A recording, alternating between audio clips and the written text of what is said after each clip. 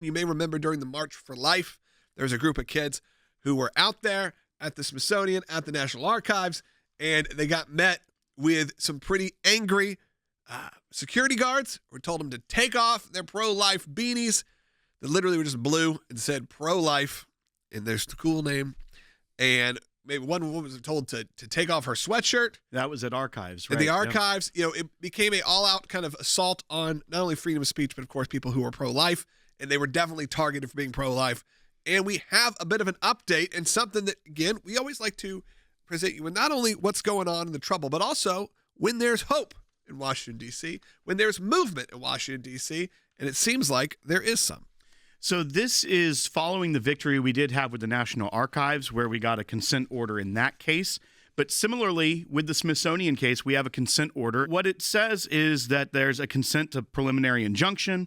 It is hereby ordered that, pursuant Federal Rule of Civil Procedure 65A, defendants, their officers, successors in office, employees, and agents are preliminarily enjoined from prohibiting visitors to the Smithsonian's National Air and Space Museum from wearing hats or other clothing with messages, including religious or political speech, so long as the visitor's conduct is otherwise in compliance with Smithsonian policy, which preliminary injunction shall terminate upon the earliest of final judgment in this action, further order by this court, or January 19th, 2025. They also are ordered to distribute this consent order to all security officers.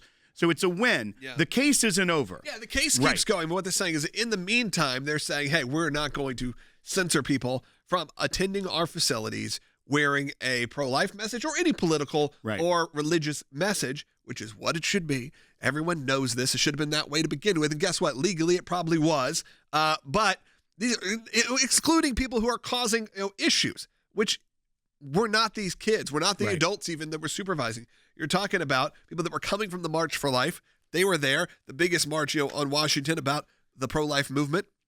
First one since Roe versus Wade overturned. And then they were like, hey, we're in Washington, D.C. We should probably, check out some sites.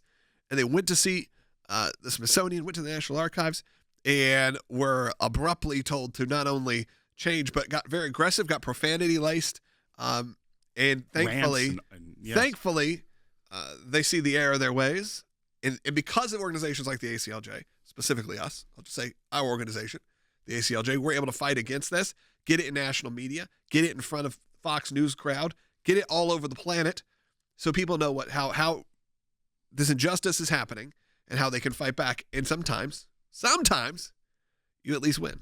And what seemed to be a pattern in D.C. on this day, because we saw it at multiple agencies, we got the first clients at the Smithsonian, and then we had other clients at National Archives, but we went to action, something that would have just been brushed aside, or maybe they go back home and they're upset about it. They don't know what to do, but they don't have the resources to go get a lawyer to then go back and sue.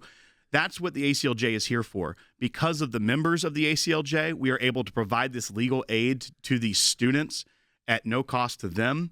And we have some of the greatest lawyers in the world, and they went immediately to work. They sued both the National Archives and the Smithsonian, and they were able to negotiate this consent order. That means that the Smithsonian was like, okay, we know that we can't let this happen again because you're suing us, so we're going to go ahead and consent.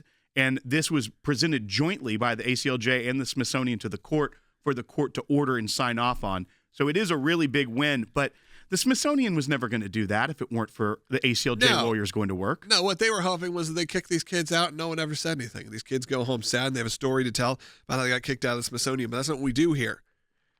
For no cost, we took on this case and looks like we are on the winning side, as you would expect and hope from your government, that they would not censor the speech of those who are pro-life or those who have any political leanings, as long as they're not carrying out violence or anything like that in these places.